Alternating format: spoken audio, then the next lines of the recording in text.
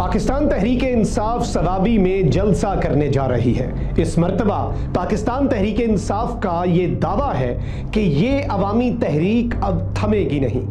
علی امین گنڈا پور کے ڈی چوک احتجاج کے دوران چائے کی طلب کی وجہ سے خیبر پختونخوا ہاؤس جانے کے بعد سے لے کر آج کے دن تک پاکستان تحریک انصاف کی مزاحمتی اور احتجاجی سیاست کو بریک لگ گئی۔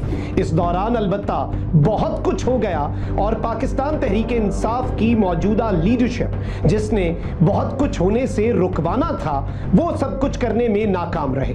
کیا اس وقت پاکستان تحریک انصاف کی مزاحمتی سیاست پاکستان تحریک انصاف کو فائدہ پہنچا سکے گی؟ اس کے ساتھ ہی ساتھ کچھ اور ڈیولپمنٹس ہیں۔ اس وقت پاکستان تحریک انصاف اور عمران خان صاحب کے پاس آپشنز کم ہوتے جا رہے ہیں۔ سسٹم نے جو کچھ اچیو کرنا تھا وہ کر لیا ہے اور اب پاکستان تحریک انصاف کیا کر سکتی ہے اور وہ سب کچھ کرنے سے کیا فائدہ حاصل ہو سکتا ہے، یہ تمام تر تفصیلات لے کر میں ہوں مخدوم شہاب الدین اور آپ دیکھ رہے ہیں آزاد منٹری۔ ناظرین کرام، پاکستان تحریک انصاف نے ڈی چوک احتجاج کی کال دی۔ علی امین گنڈا پور نے یہ احتجاج لیڈ کیا۔ خیبر پختونخوا سے قافلے ڈی چوک پہنچے، لیکن اگر کوئی شخص نہیں پہنچا تو وہ علی امین گنڈا پور تھے۔ اس کے بعد علی امین گنڈا پور کچھ گھنٹے غائب رہے۔ غائب رہنے کے بعد منظر عام پر آئے اور جو کچھ بھی ہوا وہ پوری قوم جانتی ہے۔ بہت سے سوالات اٹھے، بہت سے شکوک و شبہات نے جنم لیا اور ایک ڈیل کا تاثر وہ منظر عام پر آیا۔ اسی دوران عمران خان صاحب سے ملاقاتوں پر پابندی لگا دی گئی۔ عمران خان کی جیل میں اس دوران حالت ذات ایک الگ کہانی بیان کر رہی تھی اور اس سے بھی ڈیل کا تاثر زائل ہوتا تھا۔ اس دوران یہ لگا اور بہت سے لوگوں نے یہ دعویٰ کیا کہ علی امین گنڈا پور نے تمام تر معاملات کو حل کر لیا ہے اور علی امین گنڈا پور کا ایک قدم پیچھے ہٹنا بہت بڑا فائدہ لے کر آئے گا۔ لیکن اس کے بعد ہم نے یہ بھی دیکھا کہ کرنے والوں نے 26ویں آئینی ترمیم بھی کر لی، کرنے والوں نے اپنی مرضی کا چیف جسٹس بھی لگا لیا، کرنے والوں نے آئینی بینچ بھی بنوا لیا، آئینی بینچ کا سربراہ اپنی مرضی کے بندے کو بھی لگوا لیا، کرنے والوں نے آرمی ایکٹ میں ترمیم کر کے آرمی چیف سمیت سروسز چیفز کی مدت ملازمت کو بڑھا بھی دیا، کرنے والوں نے سپریم کورٹ کے ججز بھی بڑھا دیے، کرنے والوں نے اسلام آباد ہائی کورٹ کے ججز کی تعداد بھی بڑھا دی اور اس سب کے اندر پاکستان تحریک انصاف کی موجودہ لیڈرشپ خاموش رہی۔ پاکستان تحریک انصاف کی موجودہ لیڈرشپ نے وہ سب کچھ نہیں کیا جو وہ کرتے اگر عمران خان ڈائریکشنز دے رہے ہوتے، اگر عمران خان سے رابطہ بحال ہوتا۔ لیکن اب عمران خان صاحب سے رابطہ ہو چکا ہے اور رابطہ عمران خان کا قوم سے بحال ہونے کے وقت عمران خان صاحب نے کچھ دن خاموشی رکھی۔ اس دوران یہ خبریں بھی آئیں کہ عمران خان کو پیغام دے دیا گیا ہے کہ یا تو ڈیل یا پھر ملٹری ٹرائل، اور اس ڈیل کے حوالے سے بھی کچھ چیزیں ہیں۔ کچھ لوگ کہتے ہیں کہ باہر جانے کی آفر ہے، کچھ لوگ کہتے ہیں کہ 2 سال کی خاموشی اور قومی حکومت میں پاکستان تحریک انصاف کی شمولیت، یہ سب کچھ ہے۔ لیکن حالیہ دنوں میں اور پچھلے کچھ گھنٹوں میں عمران خان نے جو سٹیٹمنٹس جاری کی، بالخصوص پاکستان کی جوڈیشری کے حوالے سے، 26ویں آئینی ترمیم کے حوالے سے، اور سب سے اہم ترین عمران خان نے آرمی ایکٹ میں ترمیم اور آرمی چیف کی مدت ملازمت میں توسیع پر جو سٹیٹمنٹ جاری کی ہے، وہ اس جانب ایک بہت واضح اشارہ ہے کہ اب ڈیل یا ڈھیل اس کا کوئی امکان یا اس کی کوئی گنجائش نہیں رہی۔ اگر کوئی ڈیل آفر ہوئی بھی تھی تو عمران خان نے انکار کر دیا ہے، کیونکہ اس وقت اگر دیکھا جائے تو اب فائدہ، کیونکہ تمام تر چیزیں جو سسٹم نے کرنی تھیں، پاکستان تحریک انصاف اور عمران خان صاحب کو یہ لگتا ہے کہ آپ نے تو اپنی کرنی آپ کر گزرے، آپ نے جو کچھ اچیو کرنا تھا وہ آپ نے اچیو کر لیا۔ اب اس سب میں آپ اگر دیکھیں کہ ثوابی جلسہ جو کہ کچھ ہی لمحات میں ہم دیکھیں گے کہ اس میں جو تقاریر ہونی ہے ان سے بھی ڈائریکشن سیٹ ہوگی، اس جلسے کے اندر جو ٹون ہوگی وہ بھی بہت سی چیزیں واضح کرے گی۔ لیکن اس جلسے سے پہلے عمران خان صاحب کی جیل سے دی گئی ہدایات وہ بہت زیادہ اہمیت کی حامل ہیں۔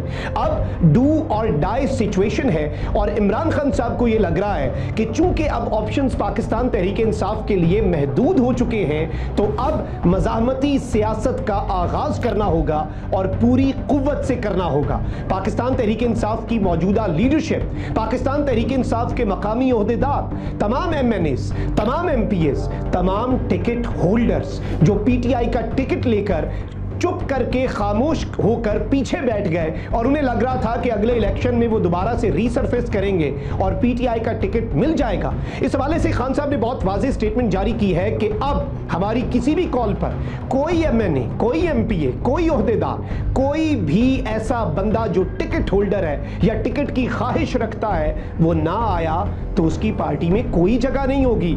अगले इलेक्शन में वो टिकट भी भूल जाए। और पहली मर्तबा ऐसा हुआ है कि पाकिस्तान तहरीक-ए-इंसाफ के सवाबी जलसे से पहले एक मॉनिटरिंग कमेटी बना दी गई है। ये मॉनिटरिंग कमेटी नजर रखेगी कि कौन सा बंदा आया, कितने बंदे लेकर आया और उसने अपने इलाके में अवाम को मोबिलाइज करने के लिए क्या किया। इस सब के दौरान ILF और इंसाफ यूथ विंग और इंसाफ स्टूडेंट विंग यानी कि वकला, तुलबा, नौजवान, इन्हें भी पाकिस्तान तहरीक-ए-इंसाफ मुनज़्ज़म करने जा रही है। लेकिन सवाल यह है कि क्या ये सब कुछ करने से जो फैसले हो चुके हैं, जो 26वीं आईनी तरमीम हो चुकी, जो बाकी कानून में एक्ट्स में तरमीम की गई और अभी तो इंसदाद दहशतगर्दी के एक्ट में भी तरमीम के 6 महीने बंदे को अंदर रखा जा सके, ये सब कुछ पाकिस्तान तहरीक-ए-इंसाफ को अपने खिलाफ एक पूरा जाल लग रहा है। और क्या इस जाल को पाकिस्तान तहरीक-ए-इंसाफ खत्म करने में और इस जाल से छुटकारा हासिल करने में कामयाब हो सकती है, इसका दारोमदार बिलाशुबा